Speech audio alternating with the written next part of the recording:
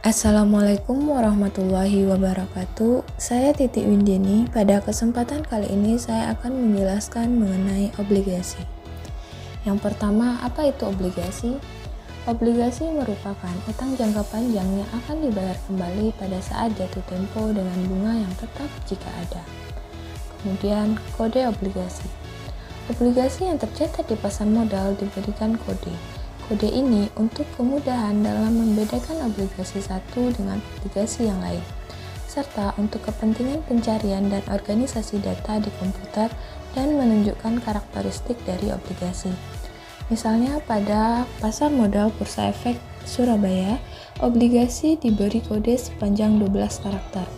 Kode-kode ini dimulai dari obligasi yang tercatat setelah tanggal 3 April tahun 2000. Kodenya yaitu yang pertama, AA itu merupakan singkatan dari perusahaan penerbit obligasi. BB merupakan kode untuk nomor obligasi yang diterbitkan. CC adalah suku bunga, D adalah tipe dari obligasi, E adalah tipe dari suku bunga, dan FG adalah kode dari Script-Based. Selanjutnya, obligasi seri dan obligasi termin. Obligasi seri merupakan suatu kelompok obligasi yang obligasi-obligasinya akan jatuh tempo berurutan. Sedangkan obligasi termin merupakan obligasi-obligasi yang jatuh tempo bersamaan waktunya. Selanjutnya, macam-macam obligasi. Secara garis besar, obligasi dibedakan menjadi 3, yaitu obligasi pemerintah, municipal bond, dan obligasi perusahaan. Obligasi pemerintah atau government bond merupakan surat utang negara yang mempunyai sifat yang sama dengan obligasi perusahaan. Hanya bedanya penerbitnya adalah pemerintah bukan perusahaan swasta, sehingga obligasi pemerintah dianggap lebih aman dibandingkan dengan obligasi perusahaan. Nah, dalam obligasi pemerintah ini juga ada dikenal dengan nama obligasi retail Indonesia atau ORI. ORI merupakan obligasi yang diterbitkan oleh negara dan dijual kepada perseorangan, khususnya warga negara Indonesia, melalui agen penjual yaitu bank atau lembaga keuangan yang ditunjuk. ORI memiliki beberapa keunggulan, diantaranya tingkat bunga yang cenderung lebih tinggi dari tingkat bunga deposito, risiko investasi ORI lebih kecil, dan ORI cukup liquid dan mudah dicairkan. Selanjutnya, municipal bond. Municipal bond merupakan obligasi yang dikeluarkan oleh pemerintah daerah. Pemerintah daerah mengeluarkan obligasi ini untuk pembiayaan modal. Selanjutnya, obligasi perusahaan atau corporate bond. Obligasi perusahaan adalah surat utang jangka panjang yang dikeluarkan oleh perusahaan swasta dengan nilai utang yang akan dibayarkan kembali pada saat jatuh tempo dengan pembayaran kupon atau tanpa kupon yang sudah ditentukan di kontraknya. Obligasi perusahaan biasanya dilindungi dengan bond indetur, yaitu janji perusahaan penerbit obligasi untuk memenuhi semua ketentuan yang dituliskan kepada pihak yang dipercaya atau trustee. Selanjutnya, pasar obligasi. Obligasi diperdagangkan di pasar modal, khususnya pasar obligasi. Di Indonesia, obligasi diperdagangkan di Bursa Efek Surabaya. Selanjutnya, nilai obligasi. Yang pertama yaitu nilai maturity obligasi. Nilai maturity atau nilai jatuh tempo merupakan nilai yang dijadikan akan dibayar pada saat obligasi jatuh tempo. Yang kedua, nilai pasar obligasi. Nilai pasar obligasi adalah nilai jual obligasi yang terdaftar di pasar modal pada saat tertentu. Selanjutnya, nilai intrinsik obligasi. Nilai intrinsik atau nilai fundamental atau nilai sesungguhnya dari suatu obligasi adalah perkiraan nilai sebenarnya dari suatu obligasi. Nilai sebenarnya tidak dapat dihitung dengan tepat, tetapi hanya dapat diperkirakan. Nilai intrinsik obligasi dapat diperkirakan dengan rumus sebagai berikut. Nah, kupon yang konstan dapat digunakan rumus sebagai berikut. Obligasi dapat berupa obligasi kupon dan obligasi dengan diskon murni. Obligasi dengan kupon diskon murni merupakan obligasi yang tidak membayar kupon, sehingga dijual dengan harga diskon.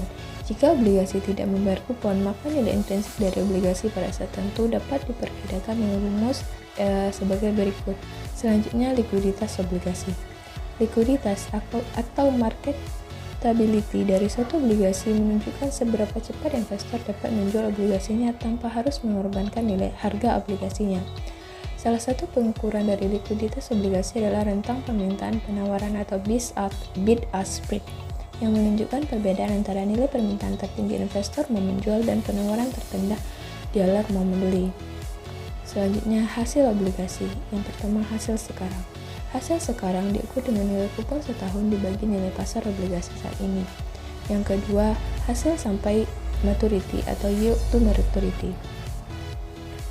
Hasil sampai maturity adalah tingkat return dari obligasi yang dibeli dengan harga pasar sekarang dan disimpan sampai jatuh tempo.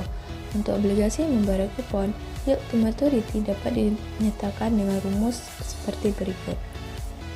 Selanjutnya, untuk nilai kupon yang konstan, maka digunakan rumus sebagai berikut. Kemudian, untuk obligasi dengan diskon murni yang tidak membayar kupon, nilai yield to maturity dapat dinyatakan dengan rumus sebagai berikut. Selanjutnya, hasil sampai ditarik atau yield to call. Hasil sampai ditarik adalah return dari obligasi sekarang sampai dengan tanggal obligasi ditarik kembali. Yield to call mirip dengan yield to maturity. Bedanya, yield to maturity waktu obligasi adalah nilai sekarang sampai jatuh tempo, sedangkan yield to call adalah nilai obligasi dari sekarang sampai kemungkinan ditarik. Selanjutnya, hak tarik. Hak tarik adalah hak penerbit obligasi untuk membayar obligasinya pada nilai par sewaktu-waktu belum jatuh tempo. Beberapa keunggulan yang didapat penerbit obligasi dengan adanya hak ini yaitu utang perusahaan dapat dikurangi sewaktu-waktu jika aliran kas perusahaan tersisa. Yang kedua, obligasi dengan kupon yang tinggi dapat dihentikan dan diganti dengan obligasi lainnya yang memberikan kupon lebih rendah jika bunga menurun. Yang ketiga, menyediakan sinyal baik bagi perusahaan yang menunjukkan bahwa perusahaan menguntungkan sehingga tersedia banyak aliran kas tersedia dan perusahaan beranggapan bahwa obligasi adalah murah untuk ditarik kembali. Yang keempat, menyediakan opsi tarik atau call option kepada perusahaan yang gratis.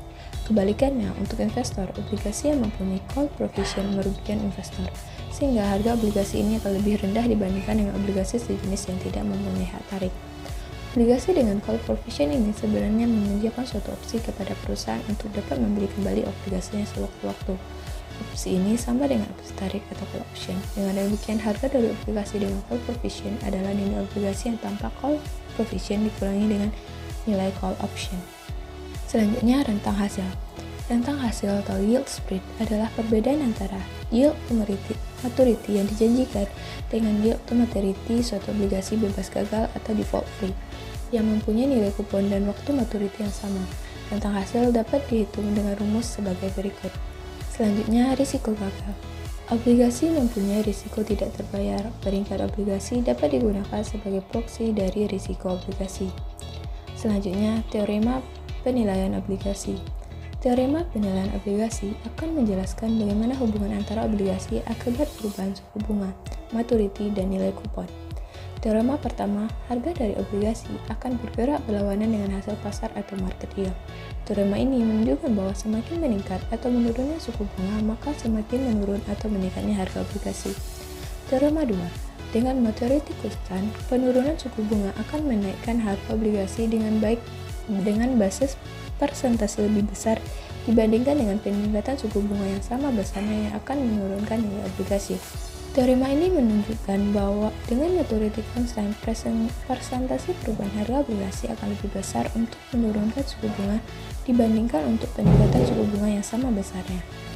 Teorema 3, untuk suatu perubahan suku bunga yang tertentu, besarnya perubahan harga obligasi akan berhubungan positif dengan waktu maturity, yaitu semakin lama maturity, semakin besar perubahan obligasinya.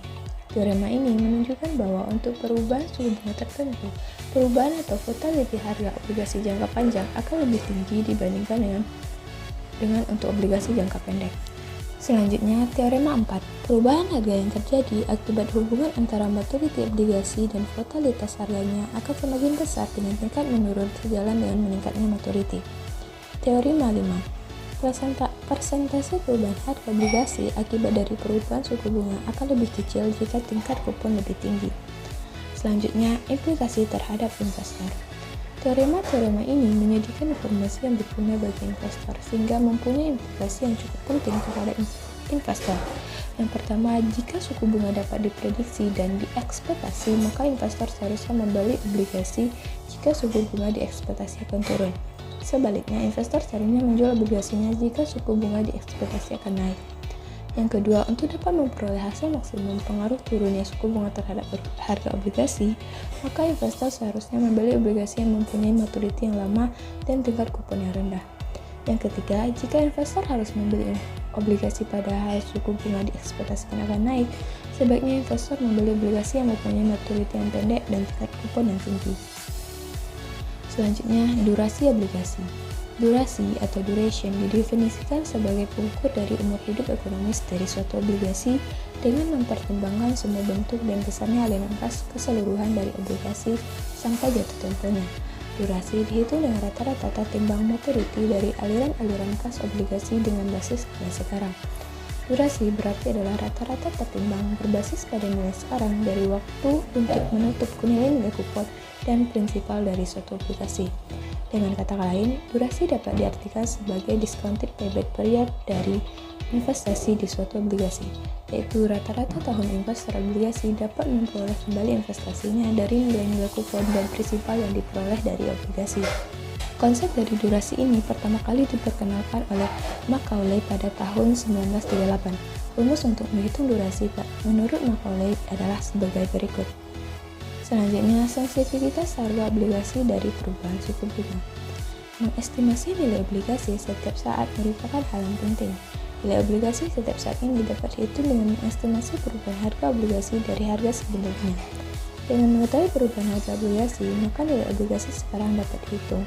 Presentasi perubahan harga obligasi dapat dihitung dengan rumus sebagai berikut.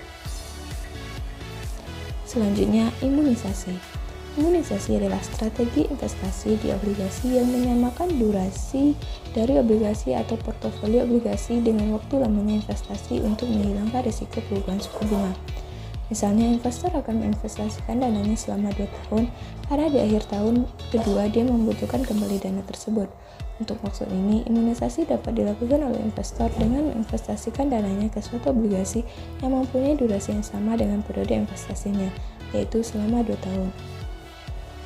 Durasi portofolio dapat dihitung dengan rumus sebagai berikut. Baik, sekian penjelasan dari saya mengenai obligasi. Terima kasih.